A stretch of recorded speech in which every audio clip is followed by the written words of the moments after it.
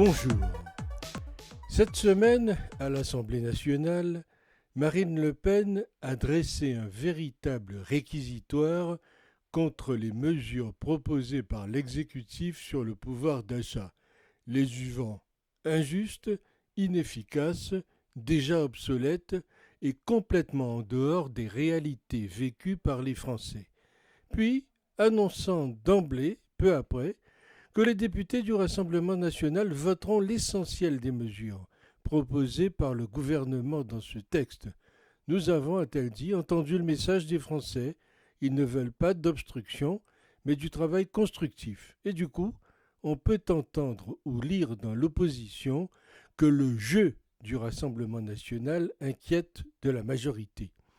Mais non, ce n'est pas un jeu, mais un exemple de démocratie que la majorité a quelques difficultés à intégrer après 5 ans de pouvoir sans partage. Quelle majorité? Ensemble n'a pas la majorité.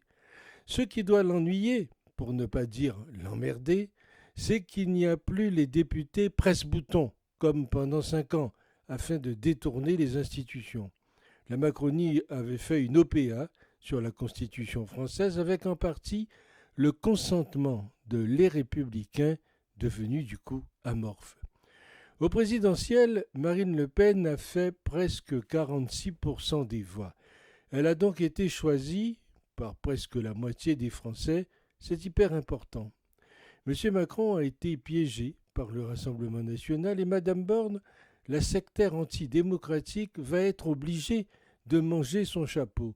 Il risque d'ailleurs de lui rester sur l'estomac jusqu'à ce qu'elle quitte Matignon, ce qui à mon avis se produira inévitablement.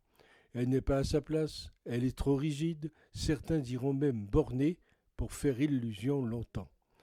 Mais ce qui se passe, c'est encore et toujours du théâtre. Le fait que le Rassemblement national vote les textes fait beaucoup plus de mal, et là M. Macron fait les gros yeux, qu'un blocage, qu'un vote de la censure conduisant à une dissolution. C'est ça, oui. Comme avant les élections, on nous expliquait que la pire crainte de M. Macron était de se retrouver au deuxième tour face à Marine.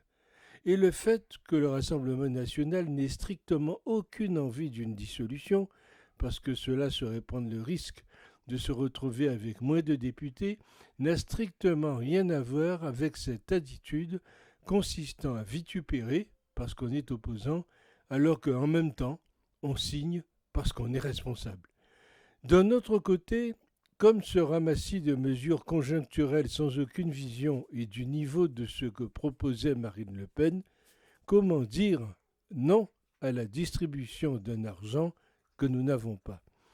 La majorité présidentielle a voté RN pour l'élection de 2 vice-présidents de l'Assemblée nationale. C'est un retour d'ascenseur. Attendons de voir les attitudes de chacun quand seront abordées les problématiques sur lesquelles le RN fait son score. Le fait qu'un groupe parlementaire, quel qu'il soit, joue intelligemment le jeu de la démocratie a l'air de troubler le parti présidentiel. C'est dire à quel piètre niveau se situe Renaissance et démontre l'esprit avec lequel la Macronie s'approprie les institutions. Des élus d'opposition qui font leur boulot et réfléchissent, ça doit en effet faire bizarre aux macronistes habitués à voter pour tous les textes de leur patron et contre tous les autres. Pour ça, en effet, une bande de bonhomos suffit. Mais pour réfléchir, c'est autre chose. Et la stratégie du RN est maligne. Les RR sont coincés et obligés de s'affirmer contre Emmanuel Macron sous peine de disparaître. Pourtant, le jeu du RN a un nom, démocratie. Souvenez-vous, la démocratie n'est pas un simple masque électoral.